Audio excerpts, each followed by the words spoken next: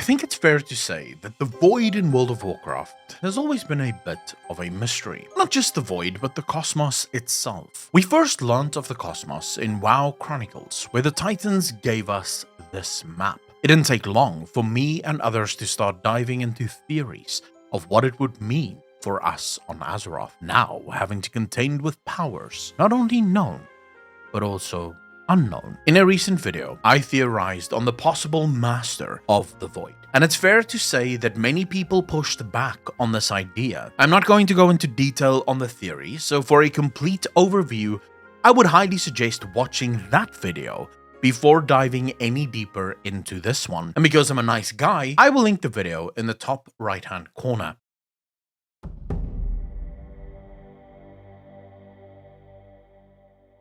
The theory is simple. Murozond, at his creation in the future, goes back in time and creates the Void, a power so incredible that it seeks to consume all life in the great beyond. This theory makes sense because the goal of the Void is aligned extremely closely to that of the infinite Dragonflight. Murozond, once Nostormu, has power over all the timelines of the universe, and we know the infinite Dragonflight seeks to eradicate all timelines until Murozond is the only aspect left. So we reach the first point of contention. Murozond creating the Void would diminish the Void.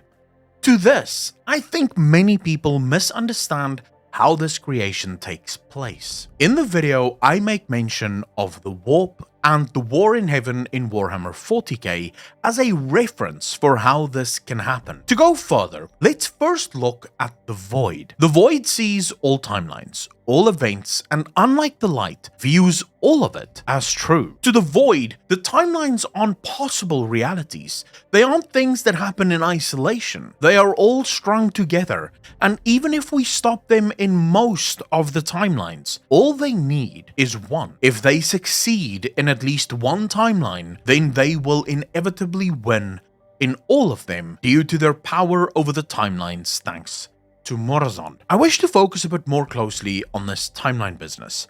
I have spent so much time thinking about this and how to explain it, so here goes. The Void claims that all truths are true, that they see all truths and believe all of them at the same time. This is a problem. What about conflicting truths? What happens when they encounter a truth that shows them winning, but then also one that shows them losing? To any sane person, these two thoughts would not be able to exist in the same mind. I argue this contradiction stems from a misconception. We hear truth and we take it literally, when it should be taken more broadly. The truths the Void refer to are timelines. They can win in one timeline and lose in another. And so both truths are fundamentally true, and since it doesn't matter which timeline they win or lose in, it all ultimately work in their favor. The Void therefore isn't limited to a single timeline, but instead exists in all timelines simultaneously. The timeline in Warcraft can be viewed as a string with two ends. One end is the beginning of all things, the moment of creation. Before this point, there was nothing, and nothing had ever existed. After this point, we deal with known history. The other end is the end of all things, the moment when it all comes crashing down and the universe returns to its state of nothingness. The truths, or timelines, lead to our next clue. In the beginning, the Titans tell us that the universe started in an ocean of light that expanded outward, and that the light and the Void clashed to create the twisting nether. To understand this a bit better, we need to go to the most recent explanations for the cosmos we got from the brokers in their grimoire of the Shadowlands. The forces of the cosmos aren't allies, nor are they enemies. They are cogs in the machine of reality. They serve to maintain balance. This balance makes no sense though, because the cosmology map is a lie.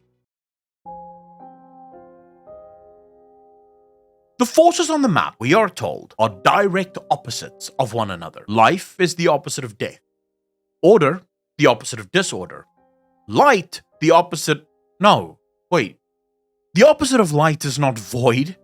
Void is simply the absence of something. Shadow is also not the absence of light, since shadow is inherently made by light. Void, therefore, can only be the opposite of one force on the map, reality. If reality is the existence of everything, all forces and all beings, then the void is the opposite of that, where all things go to be unmade. To prove this then, beyond any doubt, every force within the cosmos requires the others to exist. Without life, there will be no death. Without light, there will be no life. Without order, life would be chaotic and self-consuming, and disorder creates this natural de-evolution to create space for new life to blossom. Void, then, is the only power that requires none of the others. Without light, life, order, disorder, and death, void can still be void. In fact, the death of the other forces is a prerequisite for the very existence of the void. The only power that then stands in the way of the void is reality. The actual existence of something means that there is no void. The Broker's Expedition Report states the following.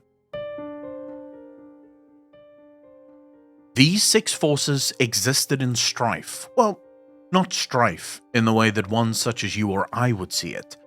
Opposition, surely, but whether malignant or benign is unclear. There was imbalance, until there was a need for something more. They came together, or were brought together, depending on how one interprets the fractal, and gave form to their design. Forged, scribed, shaped? The exact word is elusive. Each architect gave a portion of themselves, and thus the pattern was drawn. Based on this reading, I find it wholly impossible to even grasp how the void fits into this. I can see all other forces playing their part, but for nothingness, its greatest enemy would be something, the existence of something. Now that I have explained how I view the world, let me explain why Murozond could have created the void without it downplaying the significance of the void. We can all agree that there was a start to the timeline, and while this time would certainly be very long ago, it's still a moment in time. Before this moment, nothing existed. It was empty. It was void. Then came the clockmaker. They gave life to the cosmos. They created, in my view, one force, a force that would counter the void, reality. At first, the idea was that reality would be the realm of existence, and the void the realm of non-existence. Once something has served its purpose, outlived its usefulness, it would return to the void. Xanatath says that the light will return to the masters in time, because the void are the original masters of the universe. They existed long before anything else. The brokers kind of confirm this theory in the archaeological journal we found in Shadowlands. They speak of 2 forces that existed long before the creation of the universe. They never gave these forces names. I don't think they could ever begin to fathom their origins. But they did say that one force would ultimately split off to create the Great Beyond and all its cosmological forces. There are references to forces so primal that we have no frame of reference for them, roiling and churning or measured and deliberate. The words here have multiple meanings. I must set them aside for now. What is clear is that great powers took shape. How many? There are numbers within numbers, my friends. At first I thought only 2, until I perceived an infinite array. Oh, the terror of it. But as of late, I have settled on 6, possibly 7, but the last might be an artifact of geometry, a fractal. 6 realms, many intersections, countless fractals. In balance? Possibly, but that might be wrong. If 6 equals 1, then what is the other? The one outside the pattern.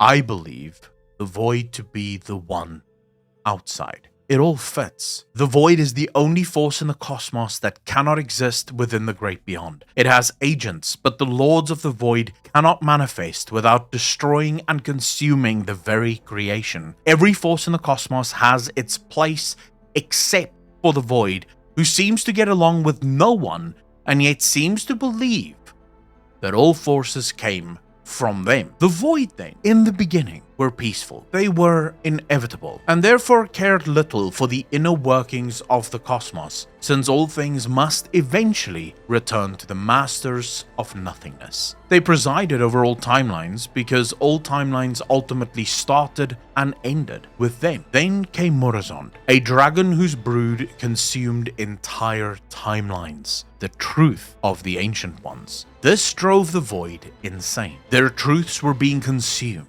their inevitability challenged. When I say that Murozond created the void, I do not claim that he created the void lords or the realm of the void, but rather that he awakened them. He forced them out of their slumber and into action. Suddenly, they had to awake.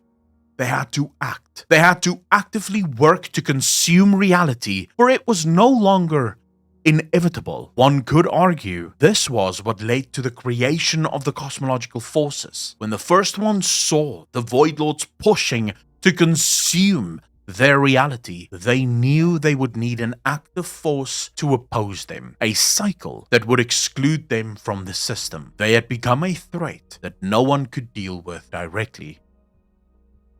There was imbalance until there was a need for something more. They came together or were brought together, depending on how one interprets the fractal, and gave form to their design. Each architect gave a portion of themselves, and thus the pattern was drawn. As with all things, the Void Lords ultimately corrupted Murozond, and where he once sought to consume all timelines until only he was left, he now seeks to consume all timelines until only the void is left. The question becomes, who oversees who? That, ladies and gentlemen, is my theory. You will have yours, and I hope to read about it in the comment section below. Please hit the like button if you liked, the subscribe button if you want more, and the bell if you really care that much. To support this channel, please visit my Patreon, become a YouTube member, or a Twitch sub. The supporters of this channel make content like this possible. Thank you to all of the degens that already support. I love you.